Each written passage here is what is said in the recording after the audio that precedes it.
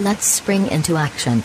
In today's demonstration, let's see what happens to those that drink and drive.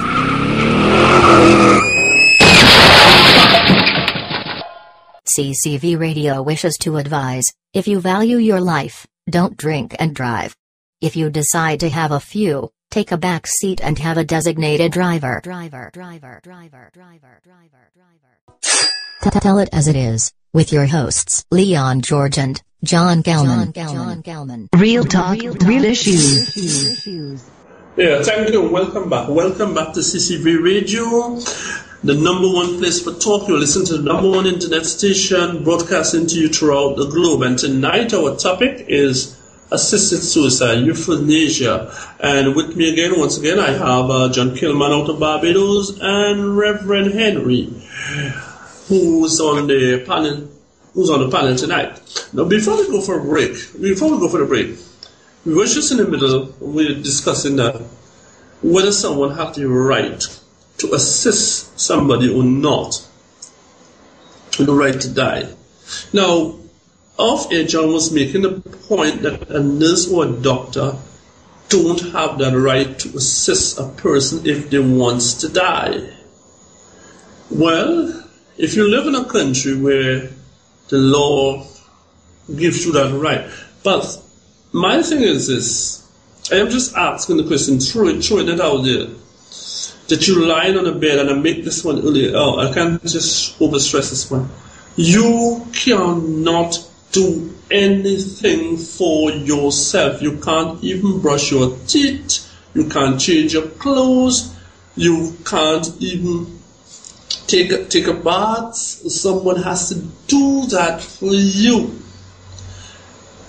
It is the reality, whether we agree or not, that many people will not like to live that way because they see it as dehumanizing.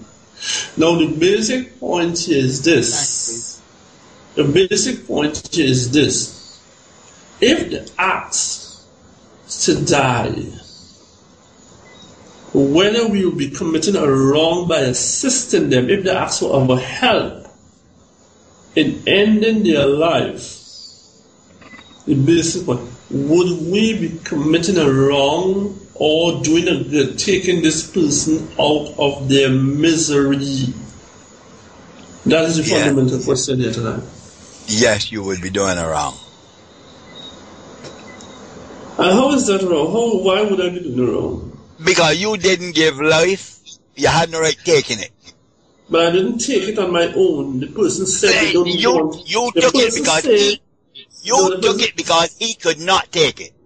And he asked you to take it for him. He said, I don't want this life no more. Well, don't tell that to me. That is not my jurisdiction to take you out of this world. I didn't bring you in.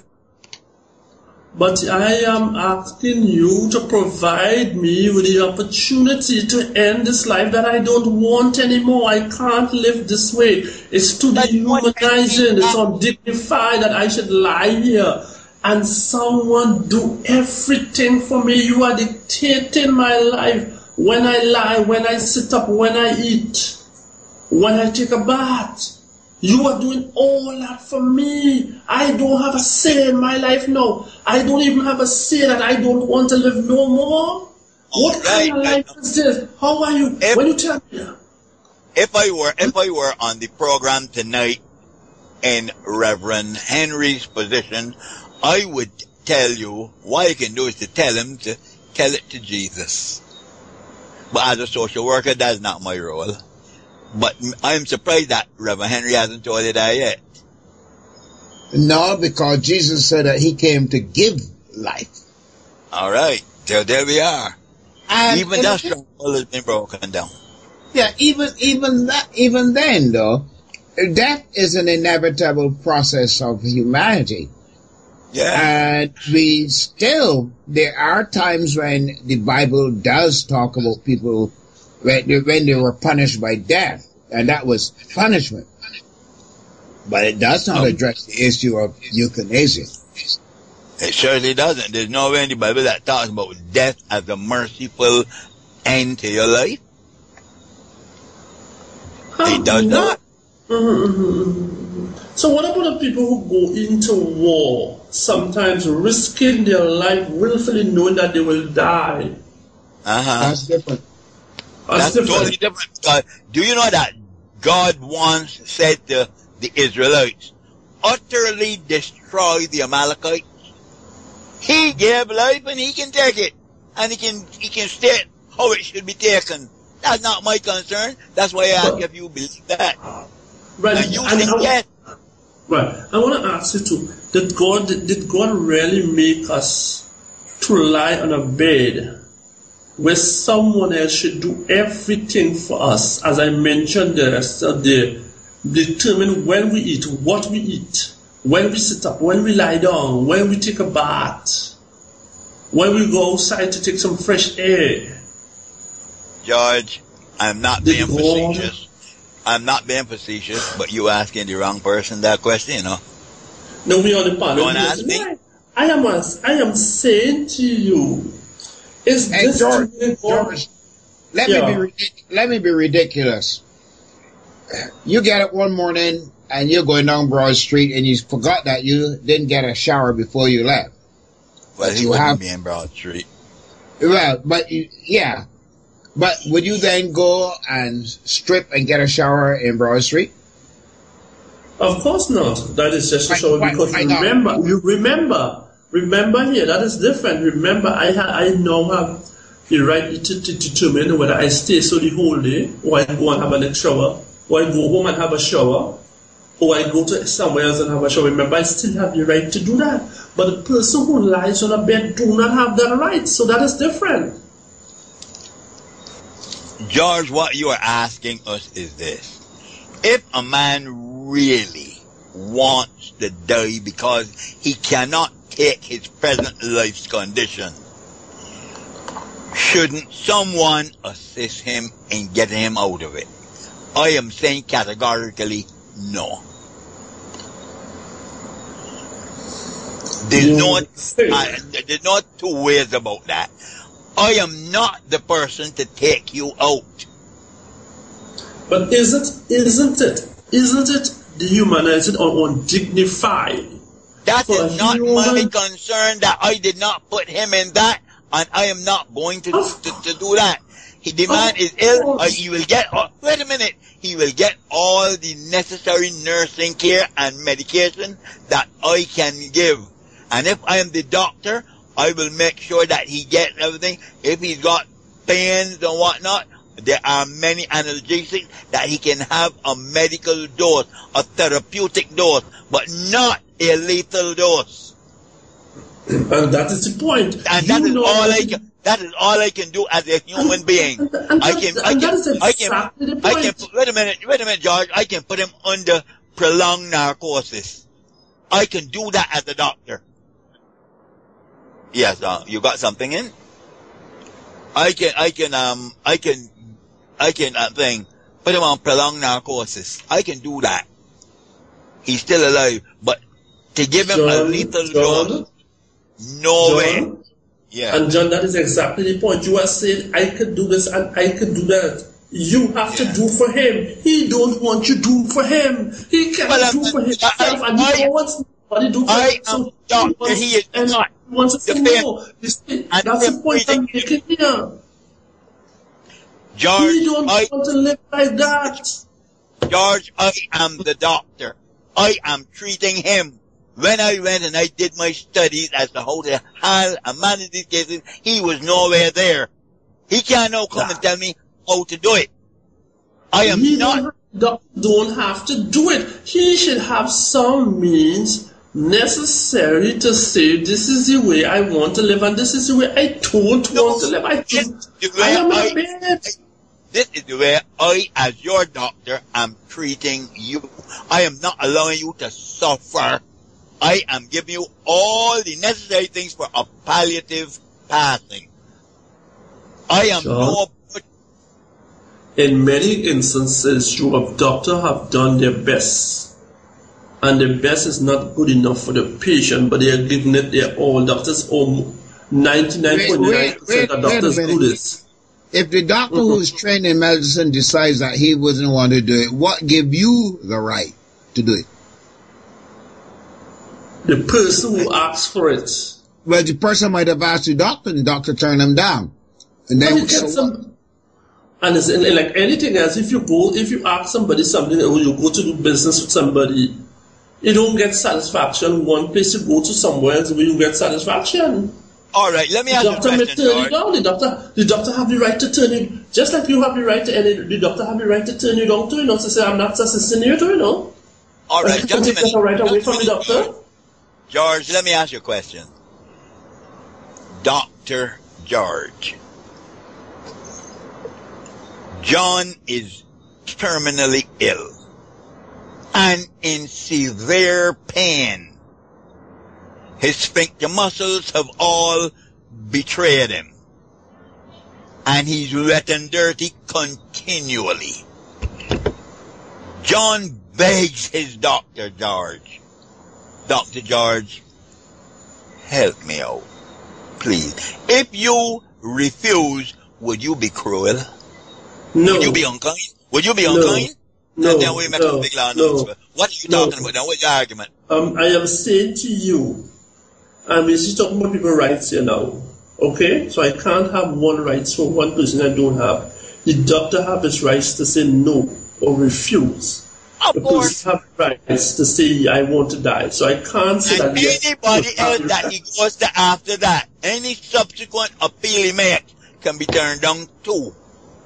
It could be turned down, but all will not say that there are people in the world who will be willing to help the person, who will see, who will be able to see with the person, who will be able to understand with the person. Do you know that there are people in the world who are willing to rape? I think we've got some people who are cruel. We got some people who are cruel, unkind, sinful. What are you talking about? I am talking. I don't see the relevance of what you raised there, because it's so diametrically opposed or different from what we're discussing here tonight. We are talking about mercy and compassion for people, rightly or wrongly. Here, I don't see that. God is a God of mercy, and if He doesn't kill him, why should you? I didn't kill him. I am a sister. I ask you if you believe that bit in the scriptures. I would never have gone this way if I didn't ask you. Well, yes, I believe I will never leave you or forsake us. So that doesn't say that. That doesn't say that what you mean that I have to stay and suffer. He will be there even in death and sickness. George, let me ask you a practical question. Where are you living now? I'm living in Trinidad. Good. Okay. Is there a hospital in Belmont? No, it's not in Belmont, actually. It's Port of Spain. No, it's not. Okay. You went into the hospital in Port of Spain and you saw this guy, and the guy told you, he saw you, you're all dressed and everything, and he told you, look, I can't take this anymore. They've been keeping me here for the last 6 months, and could you help me to end this suffering? What would you tell him? Now, he asked me that. I know, and let me tell you what I'll tell him. I'll tell him straight up. If I could have helped you, I would have helped you, but I can't help you, so I would not help you. And listen, let me finish, and I'll tell you, I would like to help you, but if I help you, I will be persecuted. You will die and go. You will not be here, but I will be persecuted. There is no law in Trinidad. There is no law in Trinidad. Why don't you get Trinidad to change the laws then? Because you're the great compassionate soul helping people to end their life, and the Trinidad government, you want to campaign to have them do it for help you. Well, why wouldn't you do that? I wouldn't do that. I would not do that. Why because, not? like I said, you remember what I said? You remember what I said in my earlier statement? You see, I'm trying to look at it from the way how these people think.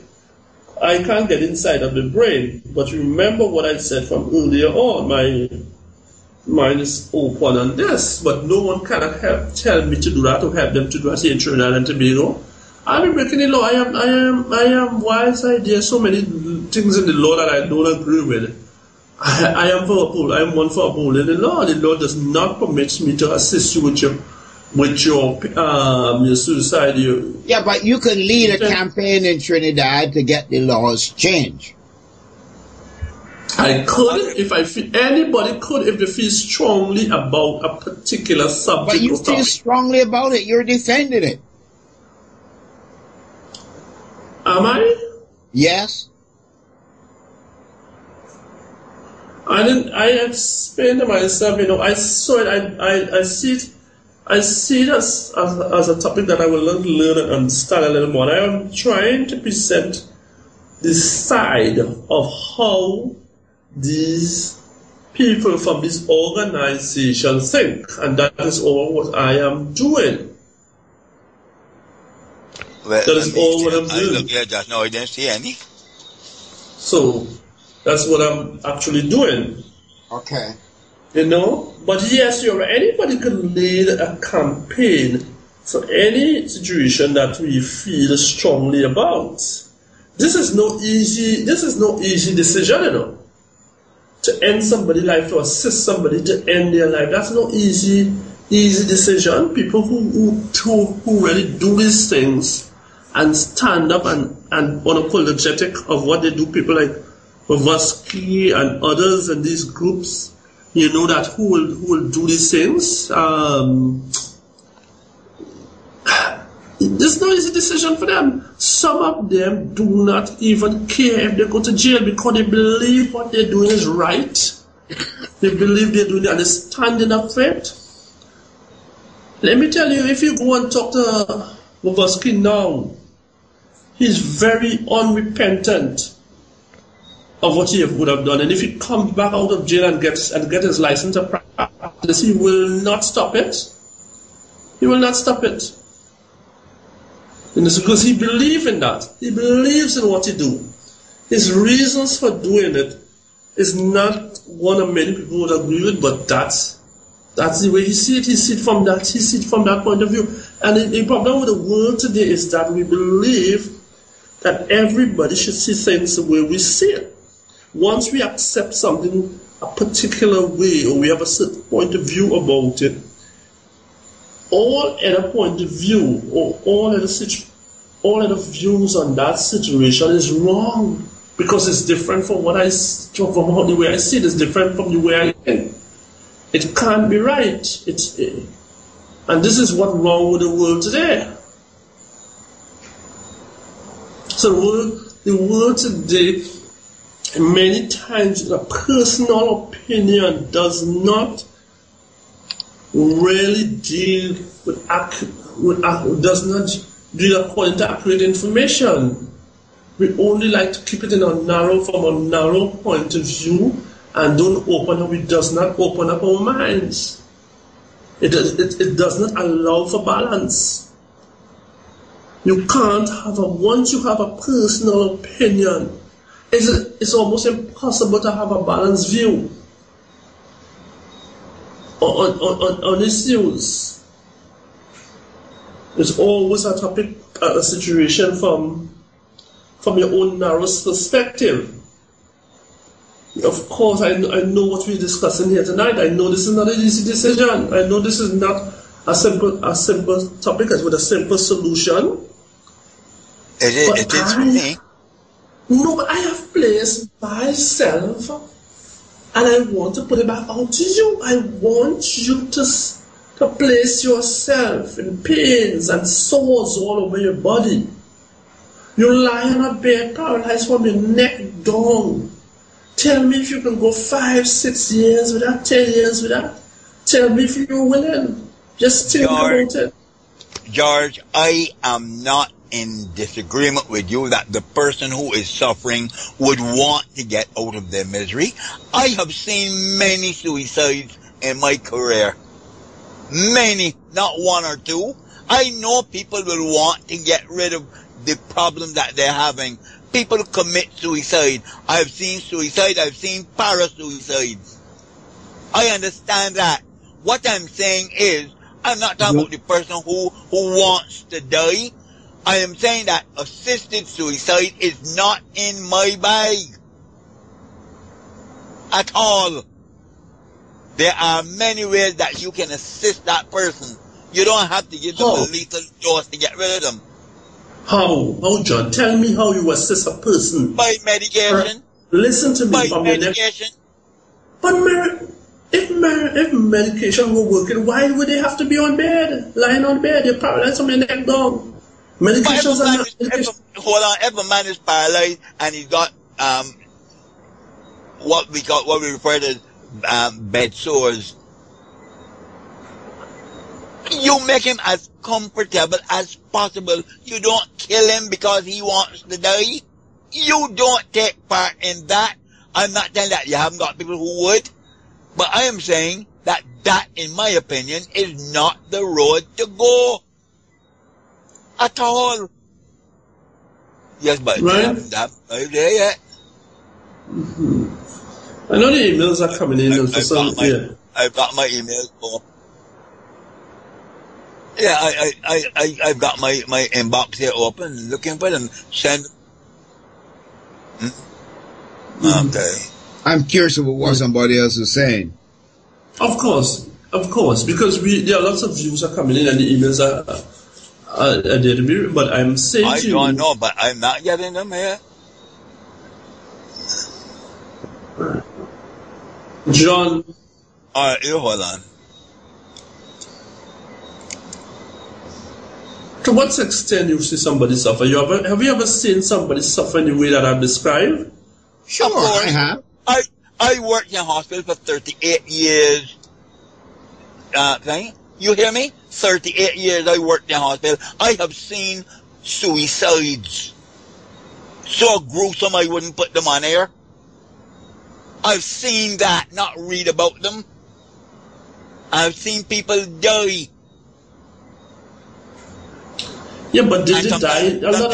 Sometimes you're moved with the agony. John, what they're saying here.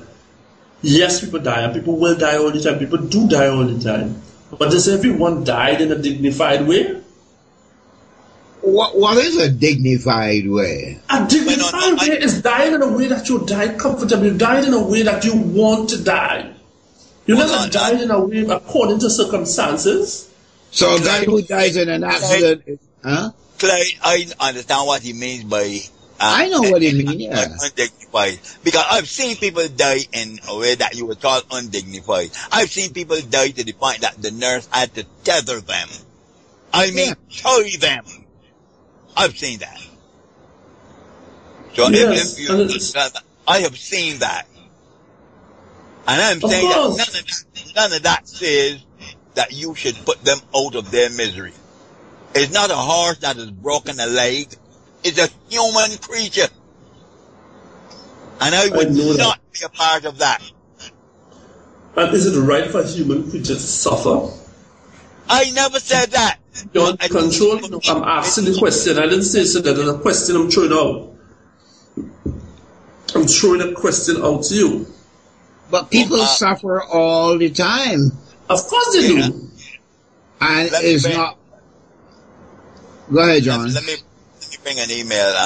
Stand by for the first email. Yeah. And this email comes from our good friend Monkey Apple, who calls us every program. Thank you, Monkey Apple. We've got your email. And he says here, I support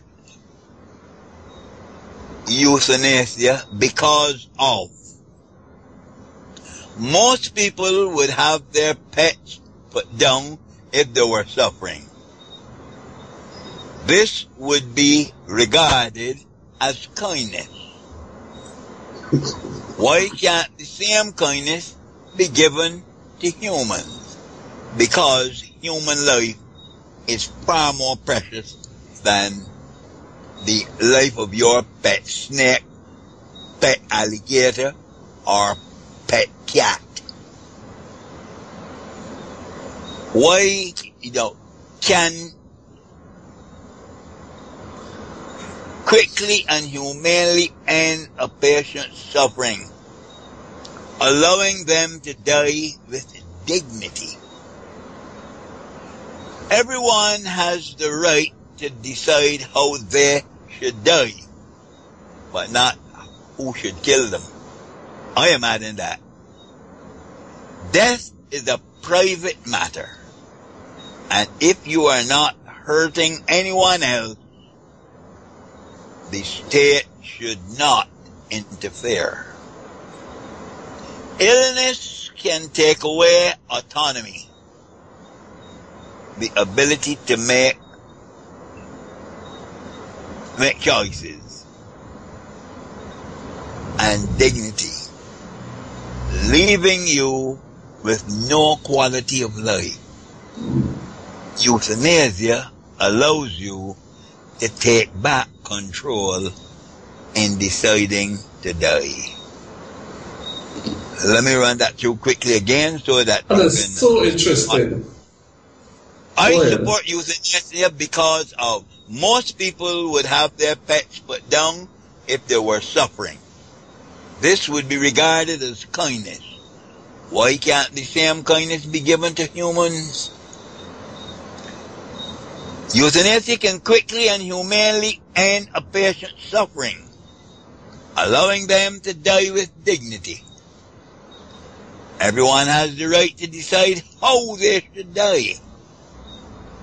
That is a private matter, and if you're not hurting anyone else, the state should not interfere. Illness can take away autonomy, the ability to make choices, and dignity, leaving you with no quality of life. Euthanasia allows you to take back control in deciding to die.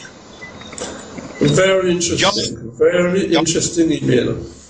George, your head there. Go ahead. Well, I think the one that he made on animals is really, and I never thought of that. And that is so true. I am an animal lover myself. I go to the vet very often. The vet comes to my home. And I've known many situations where people put the animals to sleep because it's have an illness and they feel that the animals are fine. One, even a horse, a racehorse. So if a racehorse break his leg, or one or two legs, in many instances they put that racehorse, and sometimes not even a race, because the horse have to stand up a lot on that leg. The way they put it, the easier thing to do is to put it to sleep. You think that I would equate my wife, The horse? my child, No, nobody's saying that. my good friend, Nobody's saying that. Nobody's saying that. And I want to then stop. why use it? Why use it as an analogy? I am using it because that is exactly why we should do, because it's not right to equate your wife with a resource or a dog or some pet. And I am saying, when coming to an animal, you have compassion and you feel that the animal is easy for the animal to go to sleep. But when it's a human being, you have no compassion. You believe that the human being should take the suffering. It's not that you're comparing, it's that you're showing the fundamental difference in the way you think. For an animal,